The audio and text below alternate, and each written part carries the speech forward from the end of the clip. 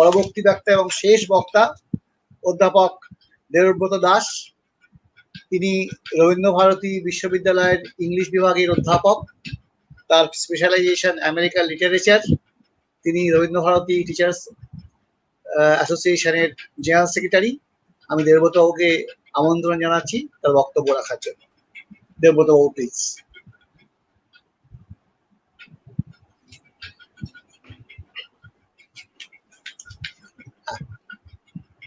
Should I start? হ্যাঁ, শুরু করে দিন। হ্যাঁ,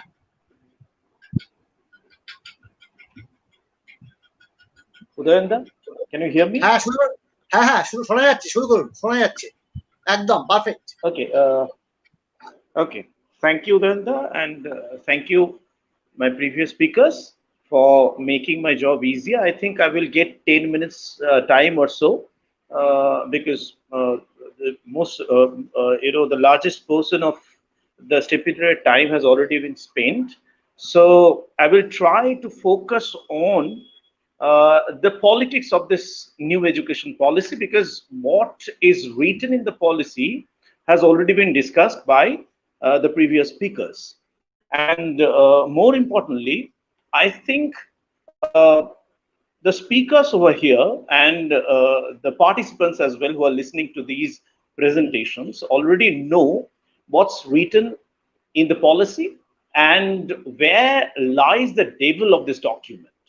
So the basic objective of these sort of webinars, which is to generate mass awareness,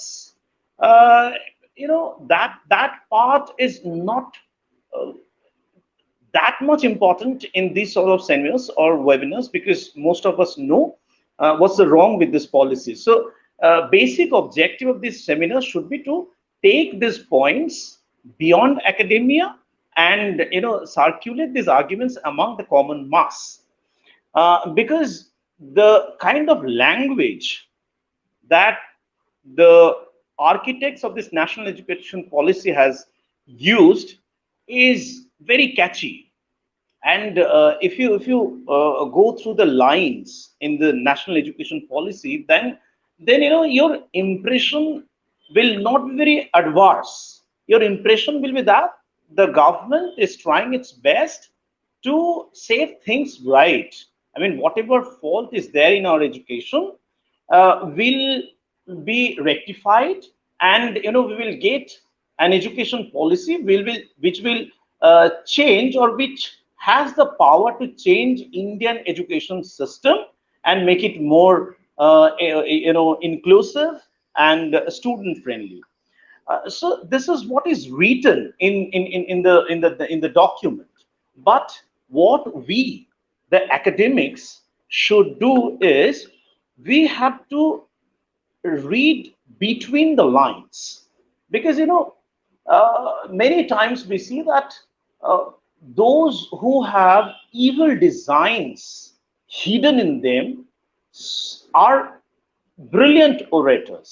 It reminds me of a very interesting piece by John Milton, that a very famous epic, that is Paradise Lost, where you will see, if you read this, if the listeners read that epic, you will see that the best words are spoken in that epic, which is modeled on the Bible, neither by God nor by Jesus Christ. Those are spoken by none other than Satan. So best words are reserved for Satan, because best words sometimes do what? They work as a sort of mask, a shield, to conceal the real design of the person or a policy.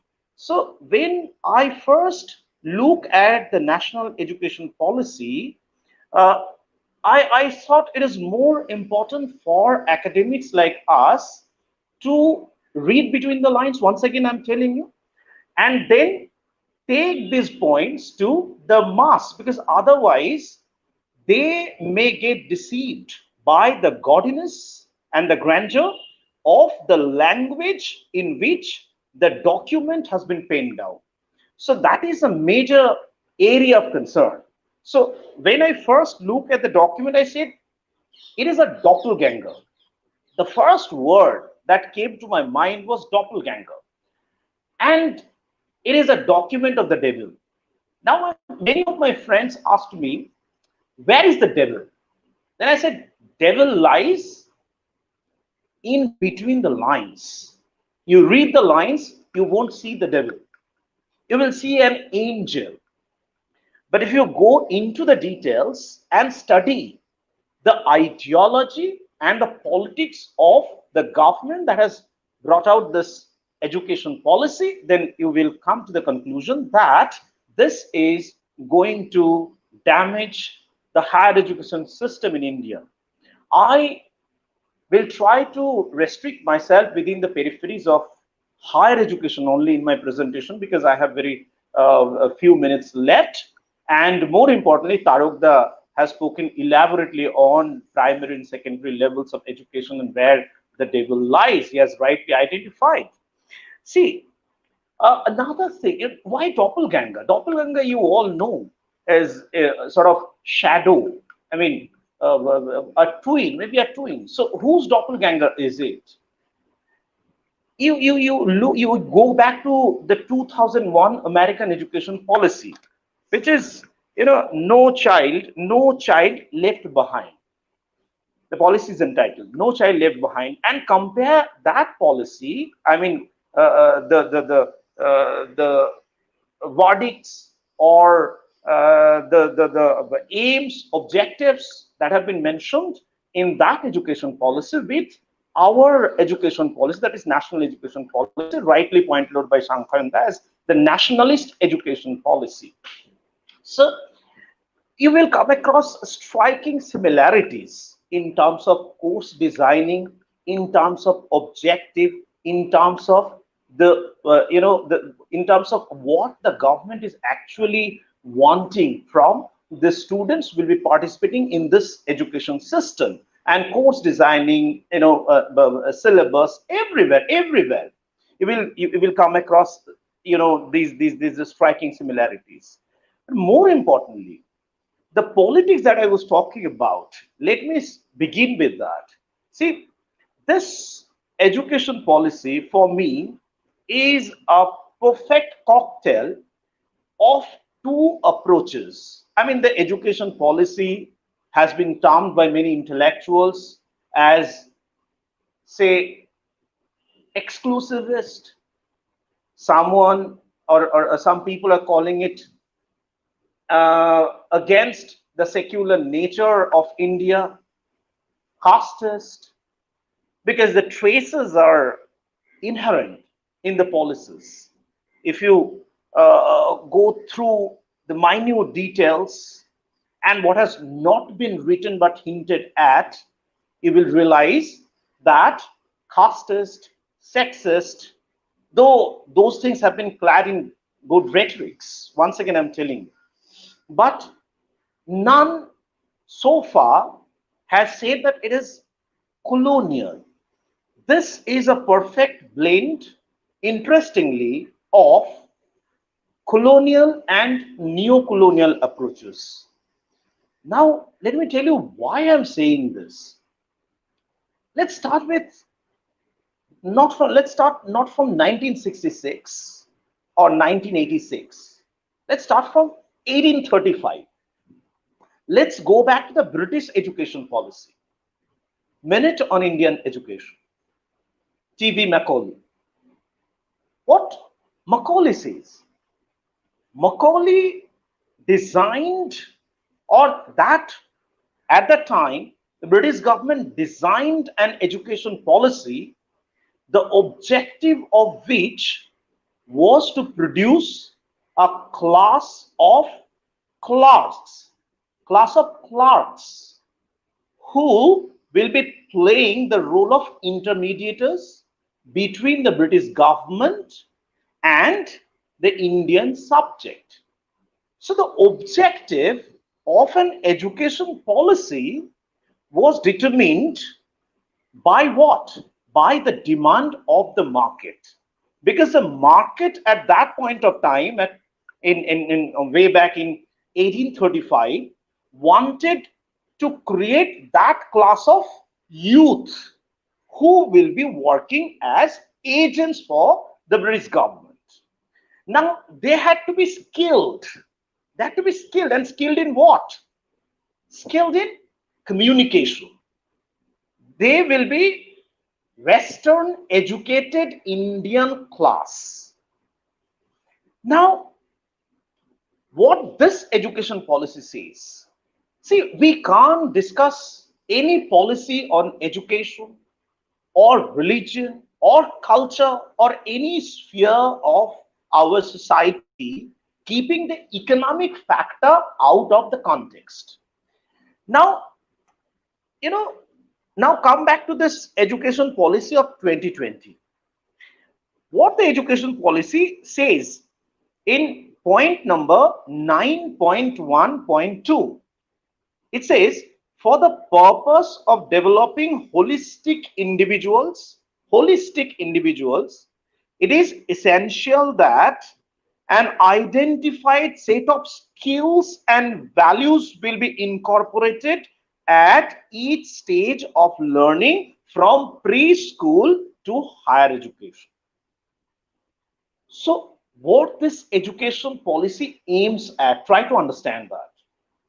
It is trying to emphasize skill, not in-depth study, not true knowledge. It doesn't want knowledge, deep knowledge. It doesn't require that. What it wants is skill. Why the skill is necessary? This skill is necessary, and the skill is no more in language. You know, in the British, in pre-independence era, the basic objective of the education policy was to create a class of people who would be playing the intermediator role, who would know English language. So English language was at the core of education policy, or forcing in English language on Indian youth was the core of the policy. Now, under changed circumstances, in 2020, the demand of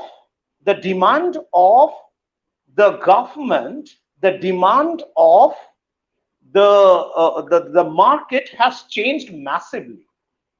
They basically want skilled laborers, what Taruk rightly pointed out. They want skilled laborers. So skill is the capital of this new economic system, of this, capital driven society.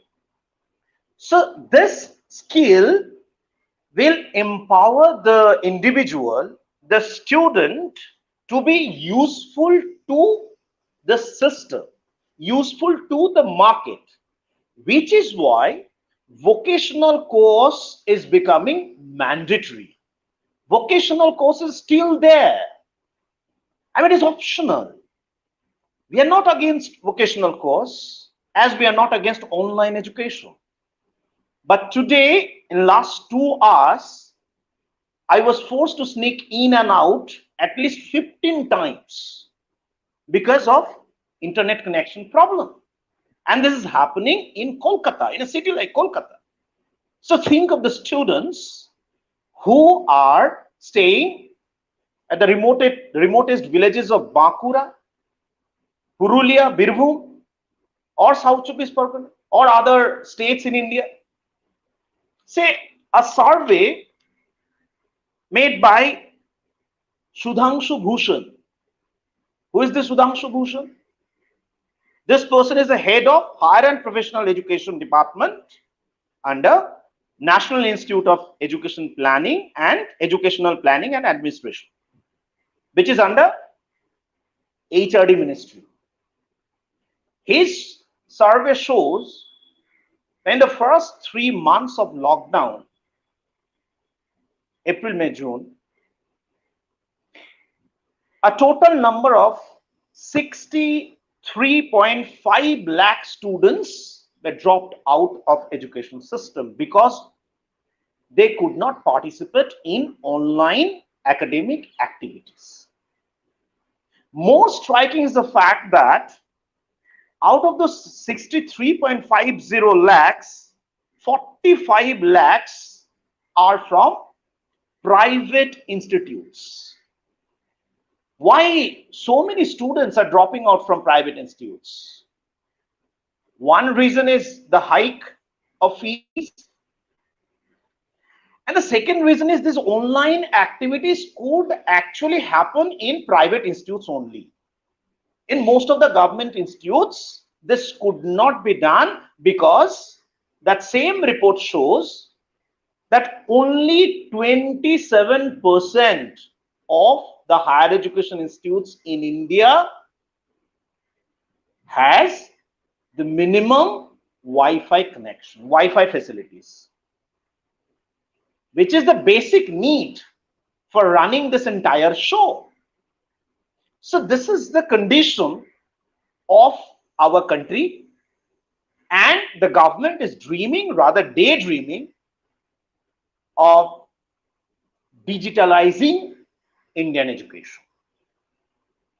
So what they want, I have said it before as well, that this government doesn't aim at creating, or this government is aiming at creating a digital India.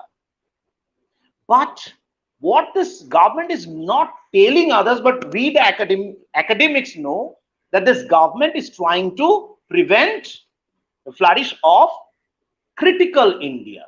So they are replacing critical India by digital India. So we have strong reservations, objections against this intention, this hidden agenda of the government. Now, I think Sankhanda was talking about self-contradictory nature of this education plan. Neo-colonial, let me finish that. So a journey, I mean, everybody is saying, many people who are supporting this education system is saying that a shift is going to take place in Indian education system, especially higher education system. I say yes, a shift, definitely a shift is going to take place. But what shift is it going to be? The shift is going to be from an independent education system towards a colonial system of education. And a shift, another shift that is going to come is from a clerk manufacturing machine to a skilled laborer manufacturing machine, mechanics. Because this contemporary world, our world, and the market that controls everything in our world demands people who can master machine, because this is a machine driven, machine dictated world. So through vocational courses, the government will try to enable a set of youth, thousands, millions of youth, who will be able to work for the market, a market that is based on machines. So mechanized people who will be working mechanically, like his master's voice, the voice would come from the master's mouth. And this new generation will do nothing but listening to the instructions of their masters. This is exactly what this government is trying to do. And neo-colonial, a blend, a cocktail of colonial and neo-colonial. See, I was talking about no child left behind policy of America, and see the structure of their graduation that has been borrowed by the policymakers. Everything is similar. And America or the Western world has already commercialized higher education. Higher education is reserved for those who can spend enough to buy that education. So market is deciding everything. So that policy of letting market decide everything is going to be adopted or has already been adopted by our government too in framing out this policy. So this has to be resisted in no ambiguous terms. And ambiguity, we're talking about Sankhya, talking about self-contradictions. See the self-contradiction. In point number 18.12, under the category of higher education in the policy says multiple mechanisms with checks and balances will combat and stop the commercialization of higher education. Will stop the commercialization of higher education. Should be plotted. Nothing wrong in it. We are against commercialization of education, but within a few lines, the same point says this will empower private higher education institutes to set fees for their programs independently. I repeat, independently. Yes, there are provisions for regulatory authorities, but see here, see the details. I will ask all the participants to try and understand the details.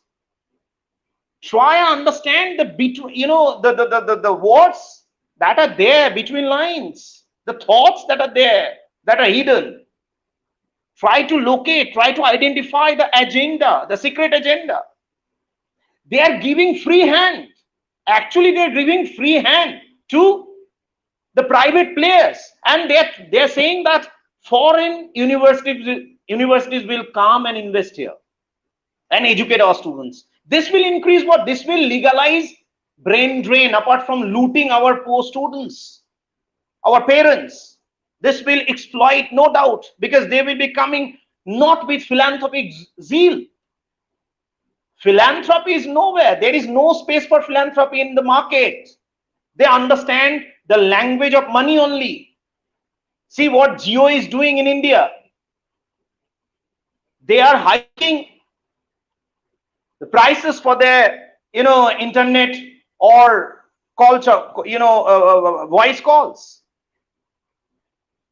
So they understand only one language, the language of profit. So when foreign universities, no serious foreign university will come, to take it from me, no serious front runners will come to India.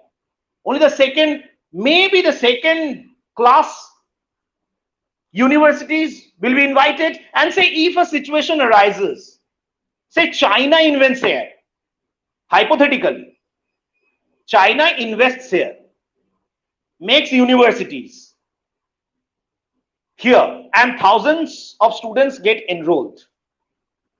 And the next day, the Waqt Kool, very famously known nowadays, the Waqt Kool start propagating against China because of certain political or border disputes with India. It may happen with other countries as well. The country that come to India and invest money here in higher education sector, will you boycott, the circus that is going on in India at the moment? Boycott China. The next day, the next month, the next year, you may start a new campaign as boycott UK, boycott US, boycott Russia and other countries.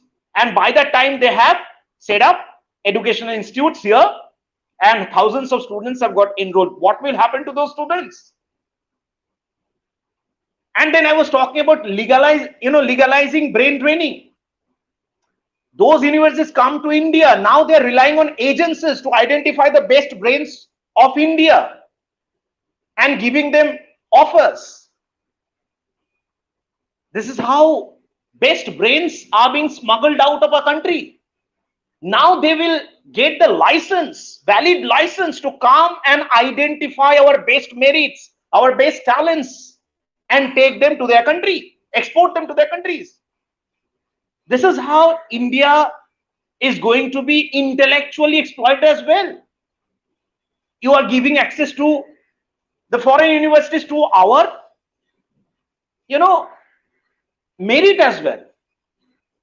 So this is not an acceptable, acceptable proposal. You try to raise the standard of our universities. That should be your motto. So instead of doing that, you are doing exactly the thing that will damage the backbone of India intellectually. So this is to be opposed. And good things have been said about socially and economically backward communities, girls, female, women's education. But those who are associated with higher education know it well, that this very government tried to close down all women study centers across the country. This is their attitude. This government and the organization that controls this government, we all know, the world knows, that they are sexist, they are racist, they are casteist, and they are Brahminical. Sanskrit, let me come to the question of language. They don't see Sanskrit as a language. It reminds me of Srinivasa, M.N. Srinivasa. Changes, aspects of change in modern India. Read Srinivas. He says Sanskrit is not a language, it's a way of living. It's a Brahminical way of living. Had they prioritized Sanskrit language, had they emphasized the use of Sanskrit language, had the intention was sacred, like promoting Sanskrit, I personally wouldn't have any problem. But they are not using Sanskrit as a language, they're using Sanskrit as a culture of the upper caste, a culture of the upper class. And look, go back to 2016 Amravati conference of this particular Hindu outfit who controls the present government. Their declared agenda is to revive that system in India. So revival of that system would result in once again developing Brahminical society in our country. So once again, my point is, once again, this government and this particular organization is trying to take India back to the days of 1830s, 1850s. The last few education policies of India tried to break the shackle of colonialism and make education system truly Indian. But if this education policy is implemented, there's every possibility of that.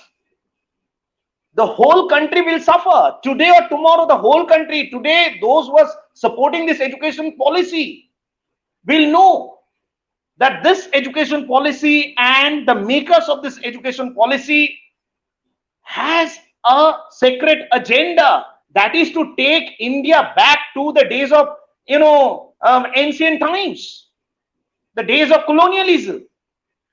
So we all, the responsibility at the moment of the academia is to, generate awareness among people. Let us talk, our problem, Amartya Sen, after the first two national education policy, lamented that in India, we hardly come across any public discourse on these policies. Whereas public discourse is most important to, make people aware of the evils of a policy or identify the good sides of a policy. But in India, we are failing. Intellectuals, academics are failing to engage common people. That is why common people are getting entrapped. They are falling prey to the politics of propaganda. I said Satan was the best speaker. Don't, mistake it that I'm trying to compare Satan with the best speaker of India at the moment, according to many. I'm not saying that. But people with evil designs always speak good, speak well. Hitler used to speak well. But we have to go deep into the details and try to identify the devil and hold such discussions with common people, with commoners. Let them understand the policies of the government, the agenda of this government, and the poors. It is, some are saying that it is poor friendly. It's guaranteeing scholarship to poor students, socioeconomically backward students. But we again, we know, as this same government tried to close down all women study centers, they stopped MPhil and PhD scholarships across the country. And these scholarships help poor students who come from socioeconomically backward communities. Those students, it helped those students to continue their research. This government doesn't want research, serious research. They are telling you what you are supposed to, which subject you are supposed to conduct your research on. And what will be that subject? Subjects most superstitious, most unrealistic subjects you'll be forced to research on. So serious research, serious studies, higher education is going to suffer a lot. Once again, I'm telling you, if this education policy is implemented, they are asking a 3-year-old child to go to school. Which school? Government schools where there is no CCTV camera. Take it from me, if this is implemented.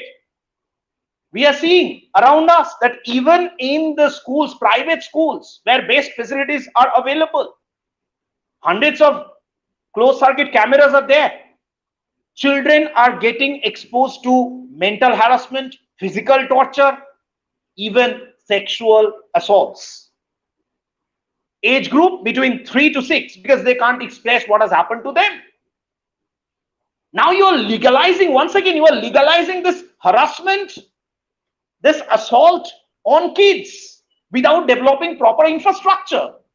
We don't have proper infrastructure to monitor the proceedings in those schools. And you are forcing a 3-year child who cannot express what has happened to him or her. You're forcing those children to enter the system. Think of the trauma. Think of the trauma that is going to happen, that is going to be suffered by these students. They will never, the scar that will be created in their memory, that will haunt them for their entire life. They will never be able to come out of this trauma. So the government doesn't know, the policymakers don't care what's going to be the outcome, impact of this policy. They had to make a policy because they were instructed to do so by an organization to promote ancient Indian culture, Sanskritic, Brahminical education system. They are doing that. And now, let me come to the concluding part of my presentation, where I will quote Jawaharlal Nehru, who says, a university stands for humanism. A university stands for humanism, for reason, for progress, for the adventure of ideas, and for the search of truth. It stands for the onward march of the human race towards even higher objectives. Show me one line that guarantees these things. Show me one line that guarantees the nature of our nation. Udananda was giving the example of Tagore, Rokto Korobi. Thank you, Udananda, for giving such a great example. Of course, another epoch-making work, Gore Baire. Think of Sandeep, the westernized intellectual leader, who always speak in high-sounding rhetorics. But when it comes to facing difficulties, he flees. So this education policy can be compared to the luxury, grandeur, gaudiness of Sandeep, westernized but lacks genuine nature, lacks quote unquote Indianness. Sandeep, sand deep. Let me pronounce it differently. Sand deep. So sand is very deep in this education policy. Students are bound to get sink in this sand deep. So let's unite and do our best to take this debate to the public forums and make people aware of the dangers that is looming large, the dangers that are there, the devils that are there in this document. Thank you very much. Debabrata বাবুকে অসংখ্য ধন্যবাদ। সত্যি চোরাবালি বা আমাদের মাননীয় স্পিকাররা বারবারই একটা কথা বলে যাচ্ছেন যে প্লুরালিজমের কথা, বহুত্ববাদের কথা। এবং সন্দীপ বাবু, আমার দেবব্রত বাবুকে আমার সব থেকে ভালো লেগেছে, উনি অনেক দূর থেকে শুরু করেছেন। সে একদম 1835 সাল থেকে ম্যাকলের সময় থেকে শুরু করে বক্তব্যগুলো রাখতে আরম্ভ করেছেন। এবং আমার ওনার বক্তব্য খুব ভালো লেগেছে। আশা করি যারা শুনছেন প্রত্যেকেরই ভালো লেগেছে। আমরা প্রায় শেষ পর্যায়ে চলে এসেছি। আমি ব্যক্তিগতভাবে প্রত্যেক মাননীয় স্পিকারের কাছে খুব কৃতজ্ঞতা প্রকাশ করছি। কিন্তু আপনারা তো জানেন যে প্রত্যেক অনুষ্ঠানেই একটা করে ফর্মাল ভোট অফ থ্যাঙ্কস হয়। আমি ডক্টর অভিক